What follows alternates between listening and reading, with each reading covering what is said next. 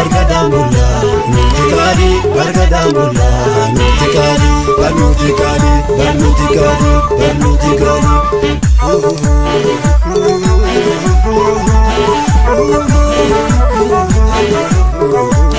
la la la la la la la.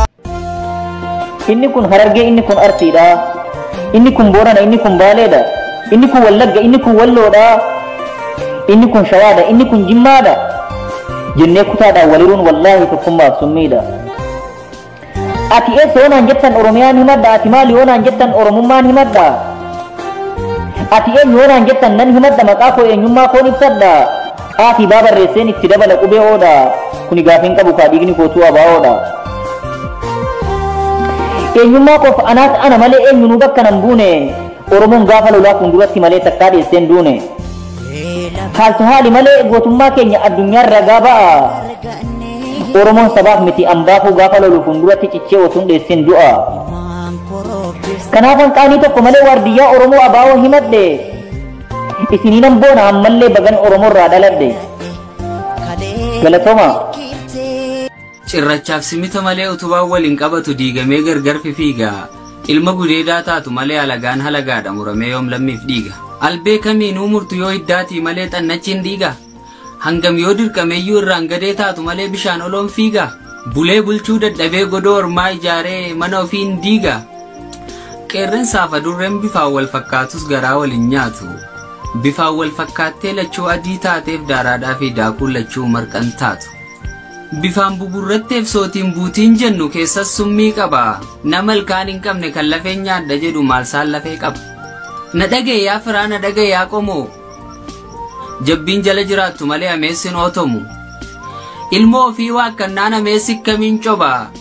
Hiddaaf damee ofii dhabnaan jirmiyyuu ofiin caba. Inni qe'eef abdannu kan boroodhaan waamnu qe'ee ormaa oola. Urtoo sabaa ta'ee abdii sabaa cabsuuf ofii isaan of lola. Hamma fedhe isaa qajeelu hamma fedhe isaa bareedu amalli abbaa guddisee saree keessaan badu. Ilaalii tarkaanfadhu akkam buune hallayyaa har'a obsaan dabarsinee boru arguu nu wayya. Janneessi obsinee baaniim guutuu waggaa baga kana nuuf fidde ka jiru waa arga.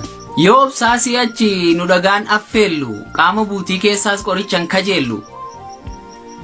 Duris fira fakkaattee allaattiin simbira nyaatti. Namni lammiif dhiigan qabne ilma alagaati.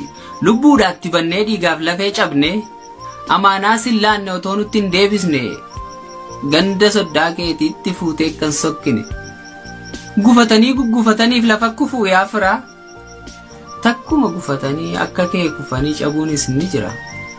Sila sarreen harreedha waan horatan hin qabdu wanti isheen uumamteef fe'amuurran caaltu. Qalaniis foon hin nyaatan elmanii irraan raafatan sagallakkuusiif dhaltuyyuu gurraacha biraa dhugda. Wanti bu'aa qabu ishee mitiin dugda. Gaafa kan horii hore irraa areerratu qalee foonsaa nyaatee elmee kuusee raafatu. Ati dhuufuuf dhiiticha ishee dandeesseen naannoof tabaraan baratti nuufumaan gootu harreen qooda waraabessaati. Elaamee jabaa koo dharaaf soba isaanii hundoobsitee dandeesse. Otuu dhagaa afaan si kaanii dhadhaa afaan isaan keesse ofii lafa teessee barcuma kabajaarra ol baastee isaan keesse. Tabba guddaa ol nu baastee nuunis asiin nu geesse. Riqicha jiidhaa gubbaa jirra galma deemnuuf hin geenye. Gaddeebii ilmaa dhageessee madaalli irra kan keenye. Waardiyyaa sabaa taatee halkaniif guyyaa dhaabbatta gaafa isaan niitii hammatanii rafan kompiitara hammattee bulta. Dhiigaaf dhugaa kan keef qeerroon siif dhaabanna. Dhiigaas lafees taanaan aarsaa feetu siif laanna. Okkoteen suphamee harkaan ijaarame abdii maalii argannaani kan dhagaatti game. Killeen dhagaan lolee moohee goobaan galuun tasa yoom yaadame takkaa yoom dhagame.